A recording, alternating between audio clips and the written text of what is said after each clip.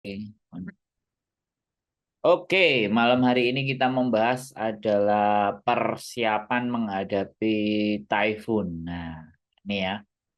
Jadi Hong Kong ini salah satu wilayah atau salah satu letak di mana dia memang ada di sebelah bagian pinggir ya, teman-teman. Pinggir eh, samudra. Kalau Laut Cina Selatan, bos. Ngomongnya Laut Cina Selatan, guys. Jadi hamparan samudra luas. Mbak Mariam, selamat malam langsung kerjap ya. Jadi sering sekali terjadi beberapa pertemuan angin yang dari arah benua Amerika sana, lautan, samudra yang lebih lebar, kemudian masuk ke dalam Laut Cina Selatan. Nah, Mbak Widya. Jadi kalau yang sudah lama di Hong Kong, pasti beberapa hal mengalami beberapa typhoon, persiapan, keribetan-keribetan typhoon itu teman-teman pasti sama majikan akan disuruh A, B, C, D dan majikan juga selalu sering di rumah. Mbak Widya, selamat malam. Waalaikumsalam warahmatullahi wabarakatuh. Mbak Tina Yanuku, wis ngantuk Mas Andro masuk kamar dari jam 7. Wah keren sama yang jam 7 sudah masuk kamar. Kena kok bisa kerja sampai seperti itu jam 7 sudah mulai istirahat. Kapan-kapan kita kontenin Mbak. Jadi biar kontennya itu nggak masalah terus. Kontennya itu adalah eh, habis gelap terbitlah terang. Nah, kontennya itu pinginnya kayak gitu. Jadi kontennya itu masa-masa kelam menjadi masa-masa yang bahagia. Nah, kita kapan-kapan bikin konten yang seperti itu ya. Cocok buat tidur Mas Andro, anginnya semilir. Oh ya. Oh ada Dek Momon. Apa kabar Dek Momon? Luar biasa Dek Momon. Gimana Mas Momon ya? Mbak Mom Satrio Dita. Waalaikumsalam. Sehat selalu ya. Dek Momon, kapan-kapan kita podcast ya Dek Momon. Oke, Mbak Satrio Dita, Mbak Eva Tresa, selamat malam yang selalu incasnya. Oke, kita balik lagi ke tema kita adalah mempersiapkan typhoon ya. Rata-rata teman-teman kalau kena typhoon ya biasanya memang eh, sebel ya karena memang majikan ada di rumah, majikan nggak kerja karena memang typhoon sehingga kitanya harus ya ewuh lah. Teman-teman itu kalau ada majikannya, ada yang sudah biasa ada majikannya diajak ngobrol, ya alhamdulillah ya. Tapi kalau misalnya teman-teman yang ngerasa bahwa enek majikan itu kok malah tambah sumpek, kan ada yang tipikal kayak gitu kan ada ya teman-teman. Coba yang tipikal kayak gitu kalau ada majikannya nggak metu-metu sekoma happy rasane. Ada tipikal yang seperti itu tuh. Tapi saya berharap teman-teman adalah teman tipe-tipe yang di mana ada dan tidak ada majikan tidak mempengaruhi tata kerja kalian, tidak mempengaruhi apa yang kalian lakukan di rumah. Mbak Yena, Waalaikumsalam. Mbak Mariam, Eves, menyapa Mbak Teresa. Tak kira Mas Andro ada di Jepang. Ya, sudah pulang Mbak Eva Teresa. Alhamdulillah. Nanti mudah-mudahan kalau kesempatan berikutnya live-nya di Jepang ya, biar seru ya.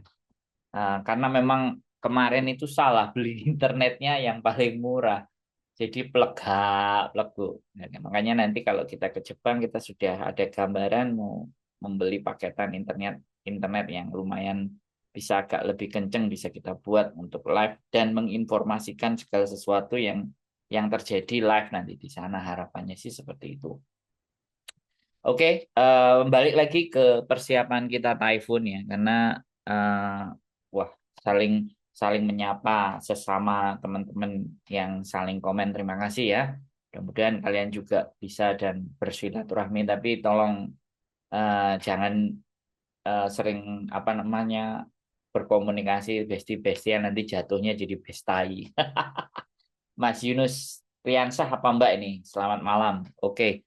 Kapan ada typhoon, Bang? Wah, cepet banget pulang Mas Andro. Ya, kita sebenarnya malah 7 hari kemarin dari tanggal 14 sampai 19 tapi diundur sampai tanggal 22. Jatuhnya ya sekitar 1 mingguan.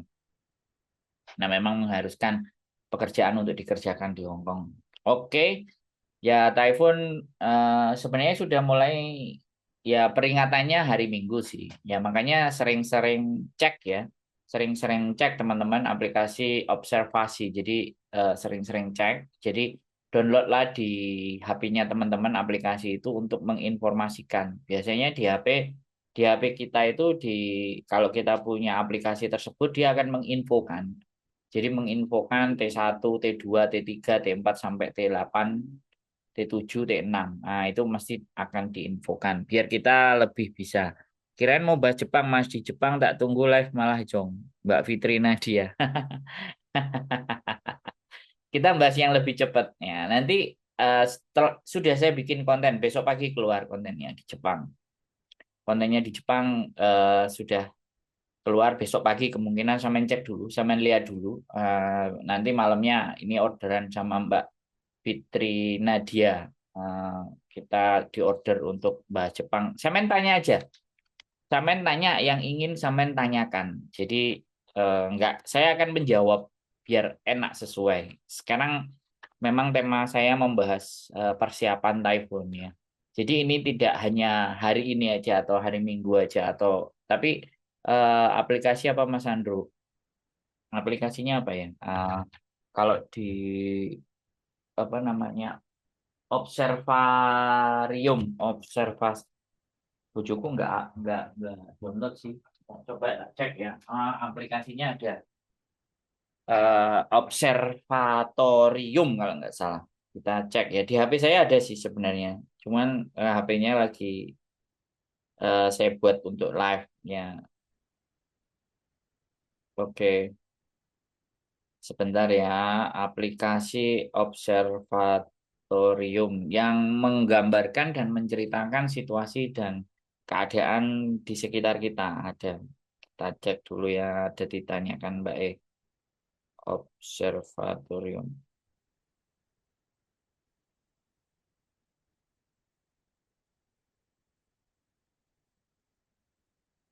Oh, Observatori Hong Kong, Mbak. Gambarnya bulat-bulat. Observatori Hong Kong Observatori. Jadi Mbak Eva Tresa boleh cek ya dan semuanya juga boleh cek ya. Sekali lagi semuanya boleh cek, boleh diinstal aplikasinya Observatori ya teman-teman. Jadi biar info-info tentang cuaca, suhu dan semuanya di HP saya juga sudah ada dan biasanya automatically bahkan kebakaran di area sekitar kita aja di observatory itu biasanya ditunjukkan, dimunculkan. Nah, jadi ini sebagai bentuk kewaspadaan saja karena di Hong Kong sekali lagi teknologinya jauh lebih canggih. Nah, jadi memprediksi suhu, cuaca dalam 2 hari, 3 hari ke depan itu perakiraan suhu dan cuaca itu sekali lagi kalau kalau saya merasakan itu hampir 85-90% sama. Jadi karena alatnya sudah canggih, Hong Kong beda sama di tempat kita ya saya nggak tahu kalau di tempat kita nunggu dari berita. Jadi biar teman-teman yang di Hong Kong itu tidak harus nunggu berita tapi bisa lihat di observatory bahwa akan terjadi apa di minggu depan dan seperti apa, warningnya apa, dan di HP kalian nanti pasti akan muncul di thumbnailnya. Nah, ada beberapa teman-teman yang sudah download aplikasi ini, biasanya bukan di thumbnail ya, di halaman depan di wallnya itu biasanya akan terinformasi dengan sendirinya. Nah, kadang-kadang di screenshot kemudian dicantumkan di Facebooknya atau apa peringatan begini begini begini dan begitu. Nah, harapannya teman-teman semuanya juga jauh lebih pintar, jauh lebih paham, jauh lebih ngerti bahwa kondisi hujan, nyiapin payung itu prediksinya bagaimana dan pakai baju. Karena ini sudah musim dingin ya teman-teman. Ini sudah peralihan, peralihan dari musim panas ke musim dingin, musim gugur ke musim dingin. Jadi prediksi jangan sampai meleset. Takutnya nanti kalau kalian sudah keluar, mau balik lagi pulang dan posisinya dingin di luar, terus kalian paksain ya, tetap di luar dengan baju yang tidak hangat, nanti bahaya ya. Nah, lebih baik menurut saya siapkan aja bajunya sudah hangat. Kalau ternyata panas ya tinggal dilepas saja. Kan so simple dan sederhana. Nah, ini penting ya teman-teman. Sekali lagi, kalau saya tipenya adalah orang yang nggak tahan dingin. Ya, sekali lagi. Tapi saya suka mendaki gunung. Nah, ini kan sesuatu yang berbeda. Saya nggak terlalu suka hawa itu dingin, tapi saya suka naik gunung. Saya hiking, berpetualang di cuaca yang ekstrim, di tempat-tempat yang ekstrim itu saya senang, tapi saya nggak suka dingin. Nah, ketika di Hong Kong ini, kalau musim dingin kebalikannya istri saya lebih senang di musim dingin. Kalau saya, karena di rumah saja saya harus banyak pakai baju yang berlapis-lapis. Saya orang tropis ya, saya orang Indonesia sama kayak teman-teman. Jadi kalau panas itu lebih lebih eh, lebih senang di posisi yang panas ya kan. Ongkep apapun itu aku nggak ada masalah. Tapi kalau udah mulai dingin, nah ini aja saya udah mulai nutupin telinga ya teman-teman. Ini saya sudah mulai nutupin telinga. Pakai ini kemarin beli ini itu untuk nutupin telinga teman-teman. Jadi kembali lagi ya, saya nggak mau sakit ya sekali lagi. Saya harus prepare. Saya sudah ngomong sama bujuku kalau udah mulai musim dingin, tutup telinga, tutup leher, kemudian apa namanya long john, pakaian dalam yang tipis itu, yang itu ya saya pasti udah preparekan itu semuanya dan kasurnya mulai digelar yang ada pemanasnya atau heater. Bagaimanapun dan apapun kita di sini eh, nggak punya teman yang standby ya kan. Kita harus menjaga dan merawat diri kita. Nah, oke, kita menghadapi situasi perubahan cuaca. Nah, kita menghadapi tadi informasi ya di observatory Hong Kong. Ya, jadi di aplikasi observatory di Hong Kong ini kalau kalau saya bisa tunjukkan ya teman-teman. Nah, ini nggak kelihatan ya, terlalu silau ya. Nah, aduh, nggak jelas ya. Observatory terlalu terang ya gambarnya. Nah, nggak kelihatan ya teman-teman observatory Hong Kong gambarnya itu kayak biru angin cek aja lah My Observatory tulisannya My Observatory itu yang menjadi patokan Mbak Teresa aplikasi lihat cuaca C eh, eh, sekali lagi saya bilang My Observatory saya dibuat Bu Bos mau Mas Andro aplikasi itu dibuatkan Bu Bos ya wes nggak apa-apa ya Mbak Luong An, namanya kok keren nih, Luong An. Jadi oke, itu apa namanya yang kita bahas tentang cuaca. Nah, kalau Mbak Fitri Nadia nanti mau bahas Jepang, di Jepang tak tunggu malah lah malah zong. Sampean tanya aja. Ya, sampean tanya apa? Jadi gini loh, teman-teman itu kadang menunggu. Sekali lagi teman-teman ini semuanya itu posesinya adalah menunggu.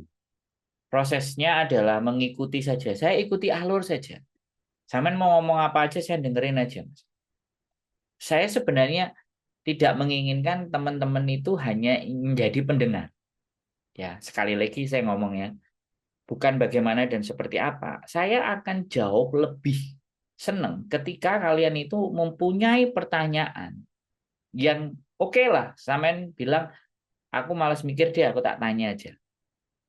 Bukan bagaimana dan seperti apa. Artinya ketika seseorang itu mau bertanya, artinya seseorang itu punya sama Mas Andro saya juga suka panas. Jadi kalau orang itu bertanya, orang itu melihat sesuatu, mengamati sesuatu, dia itu berpikir kritis, teman-teman. Nah, saya ingin orang-orang yang live dengan saya ini, orang-orang yang mempunyai pertanyaan. Karena di dalam hidup kita, ketika kita itu hanya mengalir saja, tidak melakukan menganalisa lebih dalam dan bertanya, biasanya ya kan kehidupan kita itu jadi tidak terarah. Nah, ini mulai saya serius ya. Ini tadi bahas observatory persiapan kita mengenai typhoon ya. Melenceng sedikit ya kan. Ya inilah kadang-kadang bahasannya itu bisa merembet dan bisa macam-macam. Jadi observatory oke, kita bahas sedikit melenceng dari pembahasan persiapan mengenai cuaca karena ya teman-teman kan pastinya udah tahu, udah lebih lama di Hong Kong, jadi memprediksi cuaca dan jangan sampai salah ya nggak apa-apa. Mending kita sudah siap pakaian hangat, tapi ternyata di luar panas daripada kita nggak menyiapkan pakaian hangat dan Indian di luar terus terjadi dingin. Nah, itu jauh lebih bahaya. Ya, jadi kembali lagi ya, ya kita benar-benar lihat situasi, keadaan kita mau kemana dan di mana dan berusaha juga nggak apa-apa, memang bawa kita bawa bekal, bawa apa semuanya, atau bawa penghangat yang di tangan itu agar supaya kita tangannya oke ataupun pakai kaos tangan nggak apa-apa, memang kita orang tropis. Nah, sekali lagi ya sambil kita selipin pertanyaan juga selipin bahasan-bahasan kita yang lain bahwa menurut saya memang ketika seseorang itu di dalam hidupnya tidak pernah melakukan pertanyaan, ya tidak membayangkan pertanyaan dan tidak bertanya kepada diri sendiri, itu saya pikir ya sekali lagi, eh, saya pikir orang-orang yang seperti itu ya wis nggak mikir wis manut ae. Tapi kalau kalian mencoba mempertanyakan bahkan hidup kalian sendiri, mempertanyakan ke diri kalian sendiri, itu proses yang manusiawi, teman-teman. Saya aja juga, saya aja juga setiap hari itu selalu berusaha mengajukan pertanyaan kepada diri saya sendiri. Apakah kehidupan yang sudah saya jalanin itu sudah sesuai dengan keinginan saya? Apakah kehidupan yang akan saya hadapi itu kehidupan yang kayak gimana? Terus saya itu harus kayak gimana untuk memperbaiki diri saya? Jadi pertanyaan-pertanyaan dalam hidup, dalam diri kita, dalam benak kita itu yang menunjukkan bahwa kita itu berproses untuk berubah. Ya.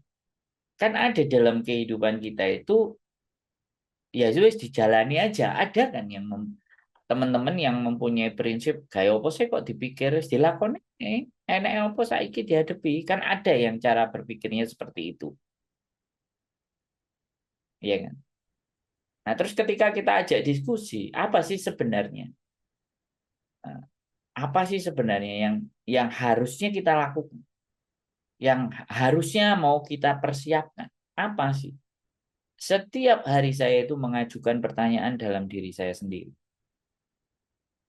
ya kan?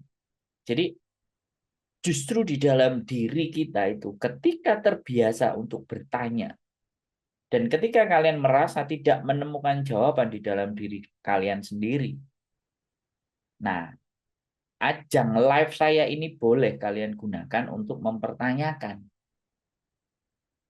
Dan kita akan coba bedah.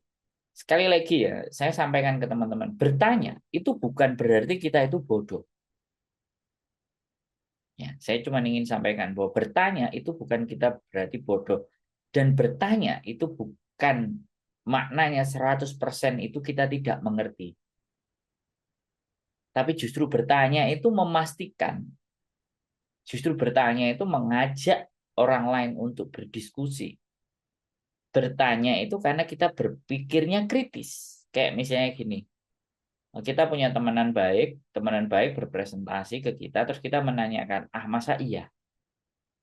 Ah masa benar? Gali lebih dalam. Makanya kenapa sih kita itu banyak sering merasa bercerita tentang tertipu, kebohongan, karena kita sangat tidak kritis.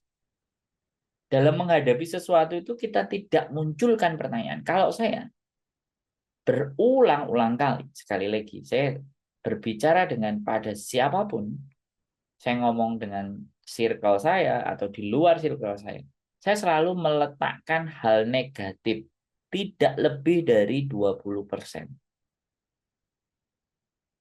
Saya juga berpikiran negatifnya, tapi tidak melebihi 20%. Tujuannya berpikiran negatif di 10, 15 sampai maksimal di 20% itu sebagai bentuk sebuah kewaspadaan. Dan akhirnya ketika saya sering mempertanyakan itu, bahkan ya sekali lagi kadang ya teman-teman, saya itu nonton ngelihat di Facebooknya teman-teman, dia menyetatus sesuatu. Kemudian saya bertanya dari status itu. Nah, kadang-kadang yang punya status ketika kita tanya, dia itu marah, sewot, terus ngomong julid. Ketika kita itu bertanya. Nah, itu bertanya itu kerjaannya Socrates. Jadi bapak filsafat dulu itu hidupnya itu selalu mempertanyakan. Dari mencari pengetahuan itu dari bertanya. Nah, itulah yang saya terapkan di dalam diri saya. Saya selalu berusaha kepo, ya, teman-teman. Ini yang selalu, dan ketika ada orang yang baru kenal saya, kemudian, ya kan, kemudian ketika saya berbincang-bincang dengan dia, kemudian dia bilang, kamu itu kok kepo sih? Kamu kok mau tahu sekali sih hidup? Besok saya nggak akan berteman dengan dia. Saya pastikan itu, teman. Saya ceritakan ya. Makanya bahkan teman-teman itu sering sering ada yang komen, aku sudah biasa Mas menghadapi majikan yang begini-begini, begini-begini. Dan saya pasti akan mengatakan kepada orang yang berkata seperti itu, wah seru dong, kapan kita podcast? Coba kalian kalau yang sering nonton live saya, selalu saya akan bilang, kapan kita bisa podcast? Kapan kita bisa bahas? Itu sebagai bentuk keinginan saya untuk belajar dari kalian. Itu salah satu bentuk kekepuan saya terhadap kok iso hidupnya sampean itu sudah terbiasa dengan majikan yang belgedes dan semuanya. Dan ketika kalian menyampaikan itu knowledge pengetahuan buat saya. Itu loh teman-teman. Nah, ini yang eh, ingin juga saya sampaikan kepada teman-teman. Bahwa kekepuan kita dalam mengetahui segala sesuatu itulah yang mendorong kita itu terus untuk belajar. Tapi ketika sekali lagi kita nggak ada rasa kepo, cuek, nggak peduli, diem-diem, ya aku nggak bilang ya kalian untuk selalu nanyain dan kepo kepada semua orang. Nggak harus begitu. Kalau kalau kalian masih tidak tahu tata cara bertanyanya dan cara keponya seperti apa, saya tidak menyuruh seperti itu karena ketika kalian akan merasa kepo dan bertanya dan itu tidak tepat kepada orangnya, maka yang terjadi adalah sakit hati. Nah, itu yang terjadi, teman-teman. Makanya, jadi kembali lagi bahwa dalam hidup kita itu kita harus wajib dan terus kepo. Kepo terhadap apa? Terhadap sebuah perkembangan. Kepo terhadap apa? Kepo terhadap pembelajaran. Karena setiap apa yang kalian rasakan dari satu individu ke individu yang lain itu berbeda. Dan itu pengetahuan. Ya kan?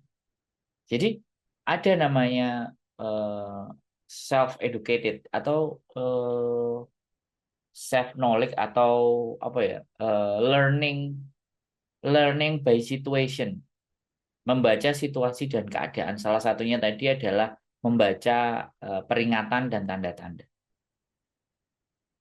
Nah, self awareness eh, apa namanya, awareness itu kepedulian terhadap diri kita sendiri. Salah satunya adalah bertanya.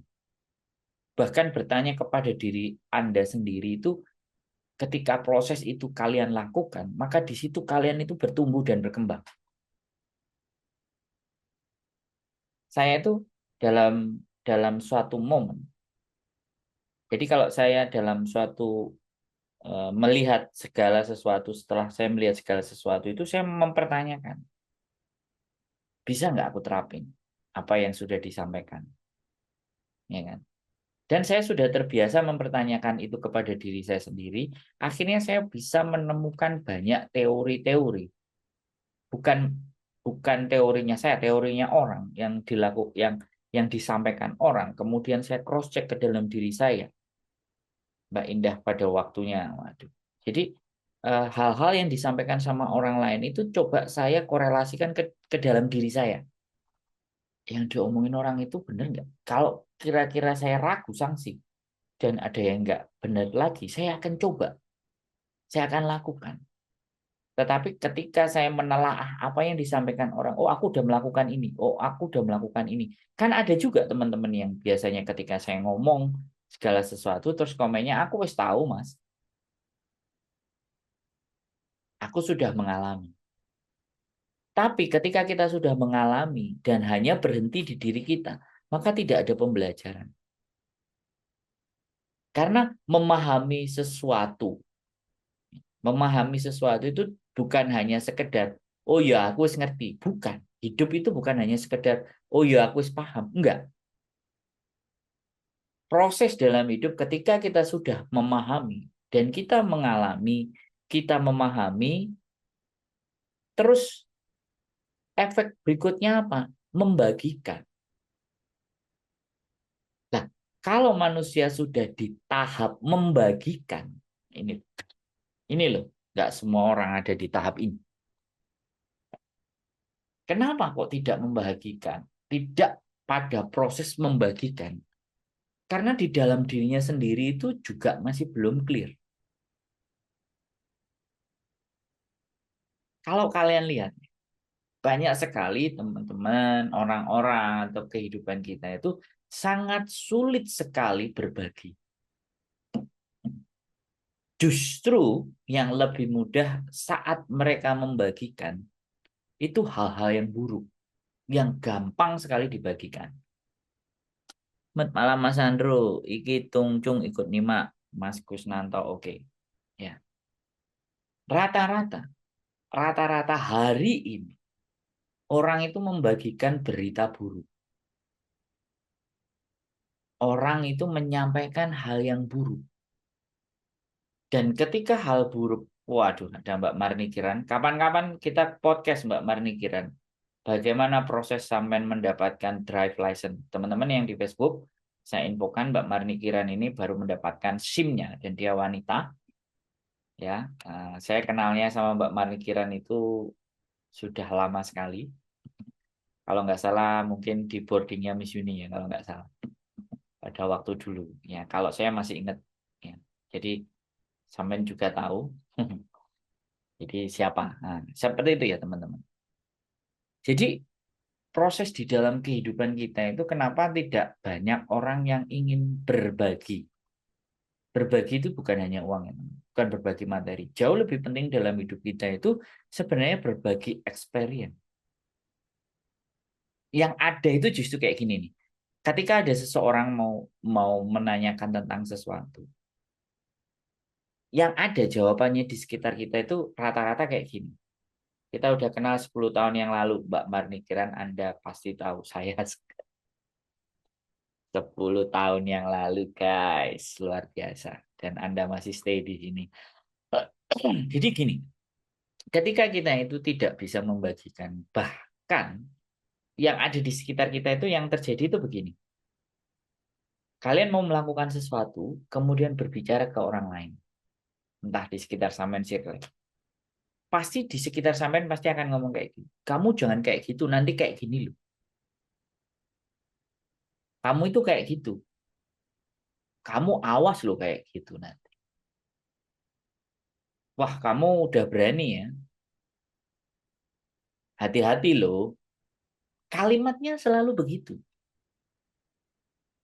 Dan ketika disampaikan hal yang semacam itu, ya sekali lagi, ketika hal itu sampean sampaikan kepada teman sampean, terus kenapa kok harus hati-hati?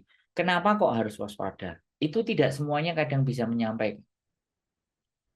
Jadi informasi yang kita terima itu keputus. Dan saya, sekali lagi, ketika punya teman dan kemudian saya bertanya, kemudian mereka hanya menjawab, ya sudah jalani aja. Ya wis lakonan nongkok tamponan dewi. Saya pasti akan menjauhi orang yang seperti itu, teman. Tetapi ketika saya bertanya, kemudian dia menjelaskan, dia explain, dia menceritakan pengaruhnya. Nah, saya berteman dengan yang seperti itu. Karena dalam sisi pengetahuan dan sisi pengalaman aja, mereka itu, apa yang mereka alami aja itu pelit untuk disampaikan. Nah ini loh, ya kan?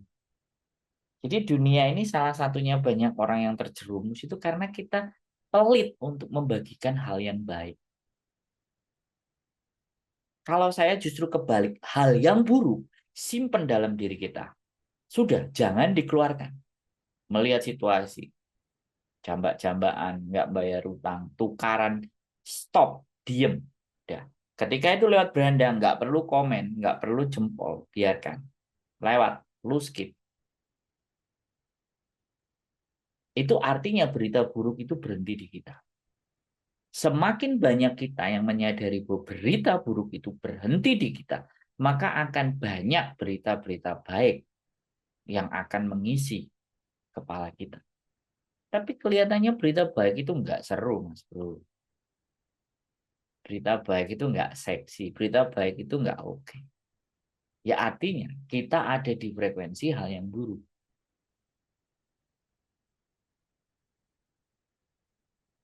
Ini ini benar-benar ya.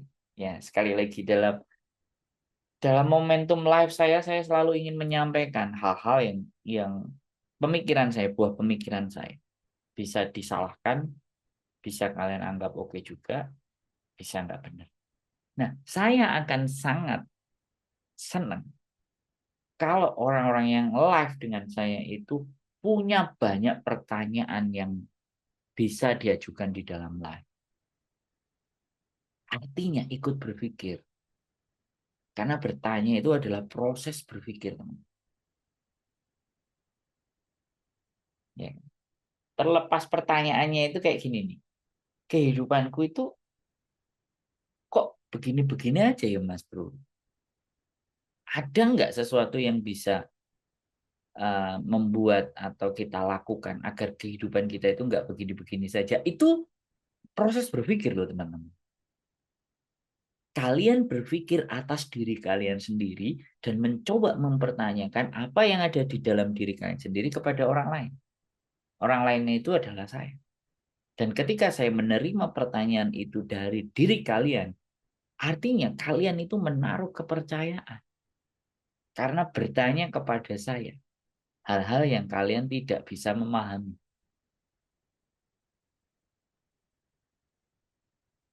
Itu teman-teman. Ya, asli, asli kontenku itu konten mikir dan nggak banyak yang seneng konten mikir. Tapi sekali kalian mau berpikir, sekali kalian mau menggunakan kemampuan berpikir kalian lebih tajam, maka perubahan dalam hidup itu terlihat. Mas, emang dari mikir tok itu bisa berubah hidup kita tanpa action dan melakukan? Bisa. Dari jadi perubahan hidup itu kita berpikir dulu. Nah, setelah berpikir, ya, pikiran kita itu, ya kan, kemudian kita bicarakan dengan orang lain, akhirnya itu menjadi ide. Berubah pikiran itu jadi ide. Karena udah kita sampaikan ke orang lain. Malam Mas Andro telat nyimak. Ini Mas sehat selalu buat Mas Andro dan Mbak Yuli. Oke. Nah, ketika kalian sampaikan dengan orang lain, itu sudah menjadi ide. Pikiran ketika sudah kita sampaikan, kita bicarakan dengan orang, itu sudah menjadi ide. Nah, ketika ide kemudian kita persiapkan untuk kita eksekusi, itu jadi perencanaan. Nah, ketika perencanaan kita lakukan, jadinya aksi. Nah, dari aksi itu ada dampaknya. Gitu loh. Makanya, kalau kalian punya ide, punya pertanyaan, punya gambaran, semakin kalian tidak pernah bertanya di dalam hidup kita, kalian, artinya, sekali lagi artinya, kehidupannya hanya bergulir aja. Assalamualaikum Mas Sandro, wong ganteng Sandro. Semoga sehat selalu bersama keluarga. Terima kasih Mbak Nur Caula. Mbak Anik Malang juga barusan incas ya. Sekali lagi ya teman-teman. Jadi kita sesederhana aja. Kita nggak perlu membicarakan teori yang muluk-muluk atau berdasarkan teori A, teori B berat. Kita ngobrol antar kita aja. bahasa-bahasa yang teman-teman bisa pahami, bahasa-bahasa yang bisa bisa teman-teman ngerti, dan saya juga bisa mengerti. Jadi saya ini orang ekstrovert. Orang ekstrovert itu ketika berbicara dengan orang lain, itu energinya tersalurkan. Bahkan adik saya itu kadang itu ngomong, saya itu energi vampire. Vampir itu kan tukang nyedot darah. Lah saya energi vampir. Jadi ketika saya berbicara, saya dapat motivasi, saya dapat pengetahuan, tapi yang saya ajak bicara jadi muak, males, bosen, lemes. Nah, Mbak Ana, Assalamualaikum. Taipo hadir Mas Andro semangatnya. Jadi munculnya banyak pertanyaan di dalam hidup kalian. Itu artinya kalian sudah melakukan proses berpikir. Banyaknya pikiran-pikiran kalian yang kalian sampaikan kepada orang lain itu adalah ide. Nah, ketika ide itu dibicarakan, ide itu disampaikan, dan sama orang-orang yang sefrekuensi, maka ide itu jadi perencanaan. Nah, rencana yang sudah kita buat dan semuanya kita susun, akhirnya jadi aksi. Lah, aksi yang akan kita lakukan itu akan menimbulkan dampak yang begitu signifikan terhadap diri kita. Nah, ketika kita sudah menjadi manusia yang bisa memikirkan dampak atas aksi kita, itu bijaksana.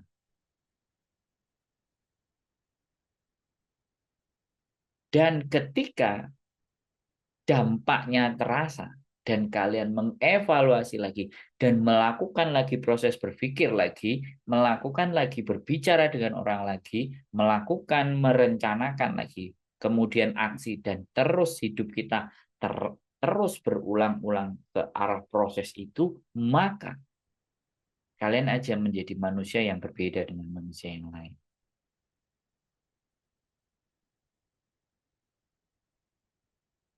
Nah, itulah teman-teman ya. Jadi kita mengkorelasikan antara persiapan typhoon dengan membahas tentang ide dan perencanaan. Nah, saya teman-teman, yang saya lihat, yang saya sampaikan ke kalian ini adalah proses dari rangkuman apa yang saya tonton.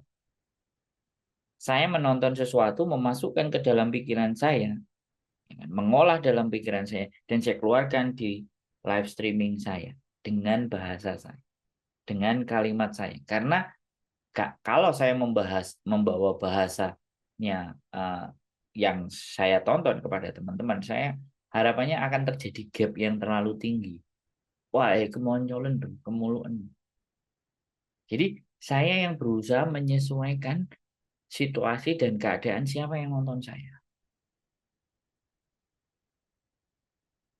Ya, begitu teman-teman. Banyaknya persoalan dan permasalahan. Kalau kita kupas dan kita bicarakan itu tidak akan ada habisnya. Nah, tetapi persoalannya adalah setelah kita bicarakan, habis itu terus kita apain? Hal-hal itu yang sudah tersampaikan itu setelah kita bicarakan, kita resapi, kita dengarkan, terus kita mau apain? Apakah hanya berhenti di dalam diri kita, atau ya hanya sebagai pajangan di dalam perpustakaan pikiran kita, atau justru kita sampaikan ke orang lain, atau justru kita jelaskan ke orang lain, atau kita ceritakan ke orang lain. Nah, itu yang tidak banyak. Selalu yang ada nyimak Mas Andro, nyimak. Bukan saya tidak terima kalian itu hanya nyimak. Tapi saya menginginkan. Nah, bantahan, diskusi, pertanyaan, di mana kalian itu berproses. Ya kan? Saya ingin membawa teman-teman ke arah atau ke level yang jauh lebih baik, jauh yang lebih istimewa. Dan itu adalah harapan saya. Kadang saya ada yang bertanya, ayo ngomel, endru gedabru, simbol oleh apa? Saya nggak berpikir apa yang saya dapetin. Tapi ketika saya berbicara dan membicarakan hal-hal yang menurut saya sifatnya itu positif, itu sebagai bentuk pelepasan energi dan transferan energi dari saya kepada teman-teman. Saya melakukan sesuatu, akhirnya saya membagi sesuatu, membagi pikiran, mentransfer sesuatu. Karena tidak selalu ya apa yang ingin kita bagikan, yang kita transfer itu selalu dalam bentuk uang dan materi. Makanya orang-orang yang bergaul dengan saya, berkumpul dengan saya, kalau dia manusia yang hanya berorientasi kepada hasil dan uang, pasti akan jauh. Bertemannya hanya sebatas. Itu kalau saya percaya diri. Kalau orang yang hidupnya hanya talking about the money, pembicaraannya adalah uang, pembicaranya untung dan rugi, pembicaranya profit, pasti akan jauh dari saya. Termasuk kalian-kalian yang nonton ini, yang nonton saya ini adalah orang-orang yang mungkin, masih saya berbicara mungkin ya, itu tidak terlalu berambisi mengejar materi yang terlalu besar. Kalau orang di dalam dirinya berambisius dalam mengejar materi dan itu apalagi uang, itu tidak ada gunanya dengerin orang lain ngomong. Karena yang hanya mereka pedulikan itu adalah money, money, money, money, money. Dan in the end, orang-orang yang berpikir tentang uang, segalanya hanya uang, uang, uang, pasti akan ada titik capek dan lelah. Saya sering kali ada yang nelpon, Mas saya itu gimana ya? Saya itu punya target, saya itu punya impian untuk mewujudkan ini. Ya, saya itu harus cari uang, bahkan hari libur pun saya ambil part time, saya harus kejar demi memenuhi tuntutan. Terus saya sekarang kena masalah, saya bimbang, saya bingung, saya masalahnya begini-begini, kira-kira harus bagaimana? Nah,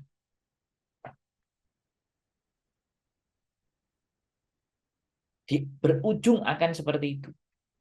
Saya juga pernah ya hidup di masa seperti kalian mungkin saat dia nggak punya uang, ya pekerjaan sudah nggak pegang. Bahkan pada saat saya bekerja 7 tahun,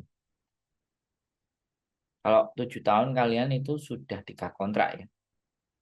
Saya pernah 7 tahun dan isi kepala saya itu selalu dijejali target 1,5 M, 2 M, 3 M, 1 M, 1,2 M. Pernah ya hidup saya.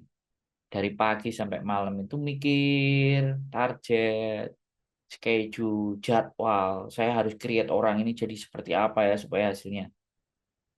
Dan saya berhenti di titik di mana? Di titik di mana ketika saya sudah tidak dihargai lagi. Dibilang kamu tidak ganteng dan kamu tidak bisa jadi supervisor dan manajer. Mbak Eva Teresa masih mendengarkan saya, terima kasih. 6 tahun 3 kontrak. Dari situ saya mengevaluasi diri saya sendiri. Jadi dipenuhi dengan ambisi, target, keinginan. 7 tahun, lelah. Prestasi-prestasi itu ya, ya karena ceritanya itu begini. Jadi saya ini sudah kerja di perusahaan itu sudah 4 tahun. Ya, di perjalanan kerja 2 tahun saya ketemu anak baru. Anak baru datang ke tempat kerja saya dan saya ngajarin anak baru. Anak baru 2 tahun. Saya sudah 2 tahun, anak dia baru kerja. Saya 4 tahun, otomatis anak itu sudah 2 tahun. Dan dia sudah jadi supervisor. Gak lama, sebentar, nggak sampai setengah tahun. 2-3 bulan, naik lagi jadi manajer. Dan dia menjadi manajer saya. Sambil sayup-sayup, Mas Andro dengerin suaranya. Waduh. Saya nggak iri sama dia. Tapi saya menjadi seseorang yang bisa diandalkan. Dan dia nyantai. Nggak terlalu keras berpikir. Saya yang berusaha mewujudkan mimpi di tim itu. Salah satunya adalah saya berpikir keras. Sandro oke, oke. Dia bilang kayak gitu karena dia tahu saat dia jadi anak baru, saya jadi orang lama bagaimana. Dan dia benar-benar memahami karakter saya. Dan ketika saya balik bertanya, kasih aku challenge supaya aku bisa kayak kamu. Jawabannya ada, kamu nggak ganteng. Saya menceritakan itu sama seperti yang dialami teman-teman yang ngejar dan memburu harta semuanya. Di endingnya kehidupan kalian itu tiba-tiba kok hampa ya, kok gini-gini aja. Kok aku kelihatannya berambisi aja, nafsu ngejar itu. Capek guys.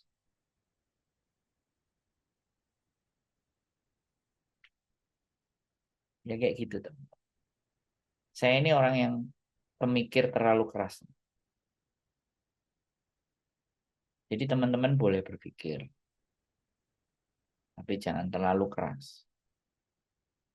Karena proses berpikir itu benar-benar menyedot energi ya. Kalau kita lelah bekerja, capek, kita istirahat tidur. Tapi kalau pikiran kalian ngejar, itu istirahatnya gimana?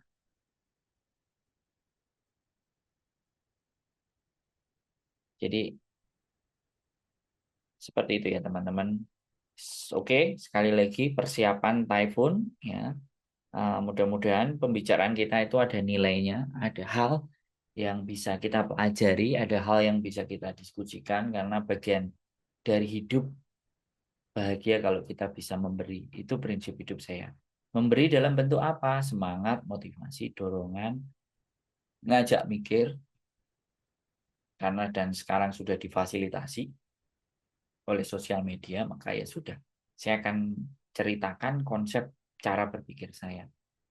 Saya ceritakan bagaimana jalan berpikir kita. Saya ceritakan apa yang bisa saya ceritakan, dan mudah-mudahan teman-teman juga tidak terlalu pelit membagikan pengetahuan, membagikan pengalaman, membagikan sesuatu yang kalian alami. Karena itu genuine. Genuine itu original. Kalian yang merasakan. Kalian yang mengambil. Kalau kalian belum bisa mengambil sisi dan nilai manfaatnya, artinya kalian belum benar-benar bisa berpikir. Apalagi mikirin duit jadi pikun, Mas Andro. Kalau pikun itu ya bingung delay duit kakean, Mbak. Bukan mikirin duit, tapi bingung oleh delay. Saking akeh, jadi bingung. Oke teman-teman, sekali lagi persiapan download aplikasi My Observatory kalau di Hong Kong, My Observatory Hong Kong. Kemudian kita bisa cek apa yang terjadi, situasi, keadaan, cuaca, semuanya. Sehingga pada saat libur atau mungkin prediksi beberapa hari, karena majikan pasti kalau Typhoon pasti ada di rumah, kalian pasti bete. Jadi sekali lagi kembali buat teman-teman semuanya, teruslah bertanya dalam hidup kalian.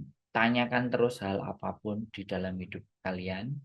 Karena proses bertanya adalah proses berpikir, kalau kita menjadi manusia yang berpikir, mudah-mudahan hidup kita itu menjadi jauh lebih baik. Itu aja dari saya, tetap semangat. Keep stay tune my YouTube channel and see you next video. Bye-bye.